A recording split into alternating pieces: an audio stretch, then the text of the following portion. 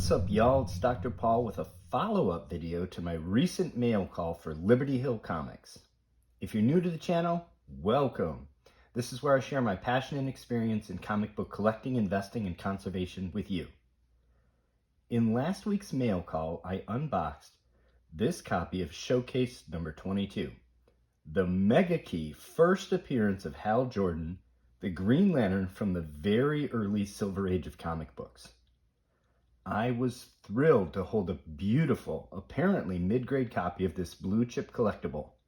But once I was off camera, I did a more thorough check, as I always do, and I discovered that this book has been restored. So in this video, I'm going to share with you my process for doing a thorough check for restoration and what to do if you purchase a book over the internet and discover, sadly, it's been restored. I sincerely appreciate you joining me today for this fun video, and thank all the viewers, especially those that take the time to like, subscribe, and comment on my videos. Before we get into it, it's important to point out the difference between restoration and conservation. CGC defines the difference between restoration and conservation as being primarily about aesthetics. Restoration is performed primarily for aesthetic reasons, to make the item look better by essentially hiding flaws. Restoration is generally frowned upon, and restored books are generally significantly less desirable by collectors and investors. Because there is less demand, the value goes down, and restored books are sold at a significant discount to a non-restored book of the same grade. In fact, there's generally so little demand for restored comics that CGC uses a purple label for restored comics, and there's an acronym for the restored label, PLOD, which stands for Purple Label of Death. Prices fetched for restored books are generally well less than half of non-restored books, in the range of 25 to 35% depending on the book. Conservation, in contrast, is performed primarily to conserve or preserve the comic book. The techniques involved, if performed correctly, are archival and largely reversible. Even when stored perfectly, comic books degenerate just by the nature of the materials used in their manufacture. Conservation efforts can slow, stop, or even reverse that degradation.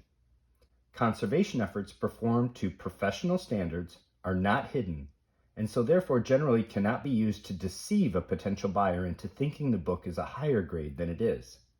Conservation is generally performed to preserve a book rather than to enhance its appearance, and conserved books are given a blue label similar to the CGC Universal label, but with a gray bar across the top. They also sell at a discount to a Universal book of the same grade, but at a much smaller discount befitting the non-destructive, archival, and reversible nature of the work, and the fact that it is not done to deceive. Prices fetched are somewhere in the 2/3 to 3/4 of non-conserved values.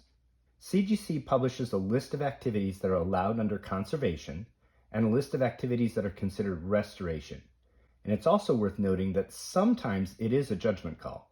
Some activities CGC will consider conservation if performed to professional archival standards, and will consider restoration if that same activity is done non-reversibly, poorly, or unprofessionally.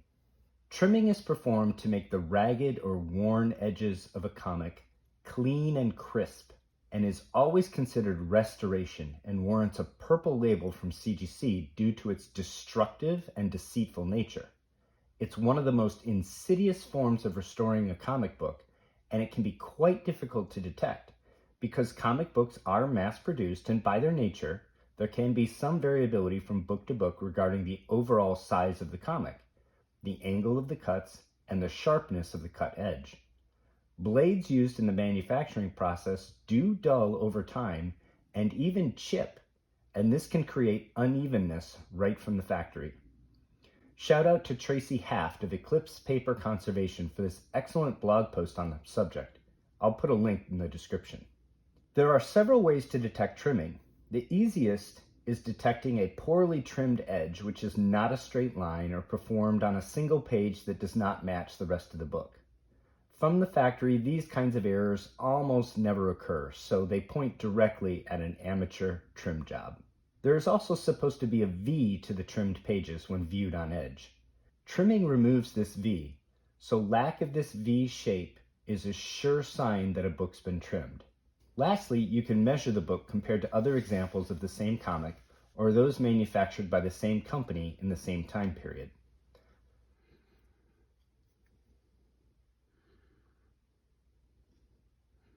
So let's have a good look at this Showcase 22 that I was so excited to unbox and share with you in the video. This comic book is 10 inches and 1/8.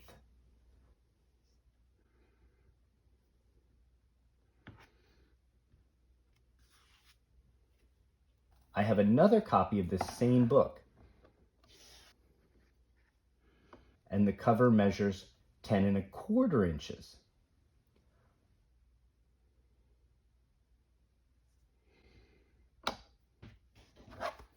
I also have Adventure Comics number 247, published by DC 1 year earlier in 1958.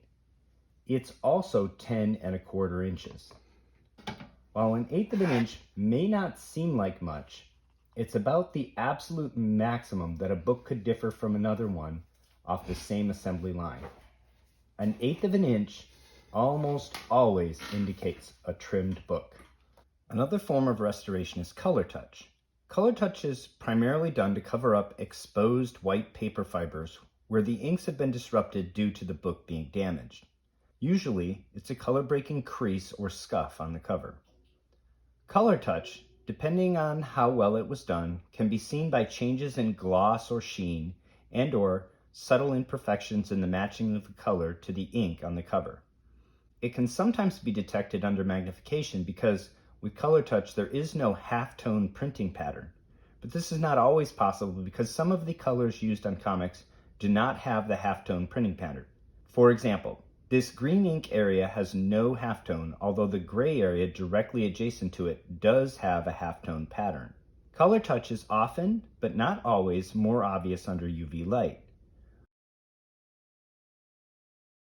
Another inexpensive and convenient tool to detect color touch is a 30x jeweler's loupe.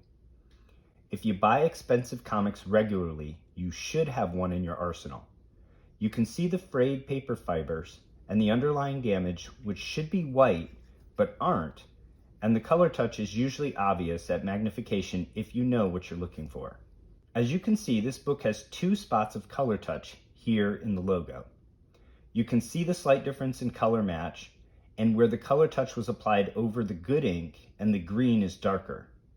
You can see the color touch under normal light, but it's subtle. Under UV light, the color touch is really obvious. The color touch is extremely difficult to remove, and the removal of color touch is an invasive process no matter how talented you are.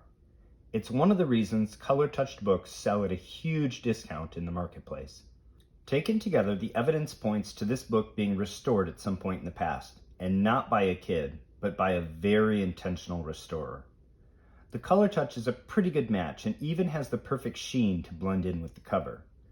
This tells me that someone went through this book and restored it with the intention of improving the value. Someone for whom this was not the first comic book they worked on. This can be fine if it's disclosed, but the problem is somewhere along the way, unfortunately, whether by deceit or by accident, a buyer purchased this book without the restoration disclosed. It could be that someone passed away, and their heirs are selling the collection and are not comic book experts and had no way of knowing this book was restored. Or it could be that someone deceived a relatively naive buyer who, at some point in the future, became a seller. Or it could be that the seller is aware of the restoration, but just is deceitful and is trying to maximize profit, selling it to a sucker. Well, Dr. Paul's mama didn't raise no sucker. When I purchase a restored or counterfeited collectible over the internet, I always start by giving the seller the benefit of the doubt. I message them politely and apologetically, but firmly explain that I'm sure they're honest and they've been deceived, but unfortunately, I'm returning the item. Put yourself in their shoes. They may have paid top dollar for this item and believed it was unadulterated, and your news to the contrary can be devastating. A little bit of understanding here goes a long way. I've messaged the seller of this book, and politely explained that the book has been restored and that I'd like a refund.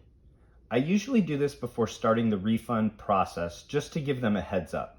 If they're an honest seller and this was an honest mistake, they're often very apologetic and sometimes offer a steep rebate and/or another mutually beneficial financial squaring up that can be win-win for all involved. That was true of a Golden Age flash issue that I purchased that was restored. I did a video about that exchange. You can watch here if you're interested. In this instance, the seller offered me such a large rebate, I decided to keep the book. His rationale was that he didn't want to have to hassle with reselling a restored book.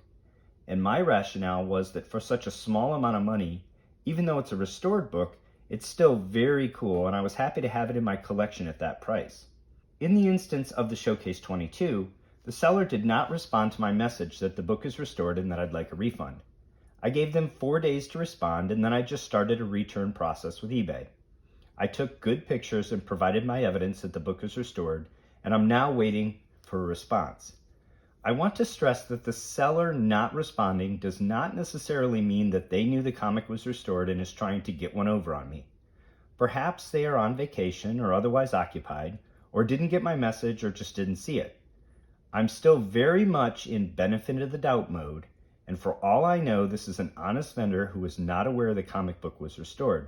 They do have 100% positive feedback, and at the moment have no items listed for sale on eBay, so they may not be paying attention to their eBay store just now. The process is, now eBay notifies them that I'd like to return the book and gives them an opportunity to accept the return or negotiate something else with me. If they do not respond, or respond that they do not want to accept the return, then eBay steps in. By the way, this is the process whether they indicate they accept returns or not. If the item is defective or misrepresented, you can always get a return, despite the seller indicating they do not accept returns or that the item is as is. I'll keep you posted because at the moment I'm in wait and see mode, but I wanted to get this video out to my channel and update everyone on my big gamble and how it's turned out to date. Nothing ventured, nothing gained, as they say. I think it's safe to say, though, that this one has not turned out to be the big winner I was hoping it would be.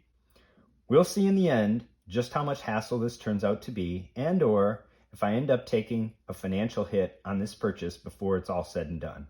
I've had a pretty good track record in the past of always getting a return for a counterfeit or restored item that I've purchased on eBay. And hopefully this item won't be the exception to that rule. I hope you enjoyed this video on detecting restoration on a comic book and what to do if you detect restoration on a collectible that you purchased over the internet.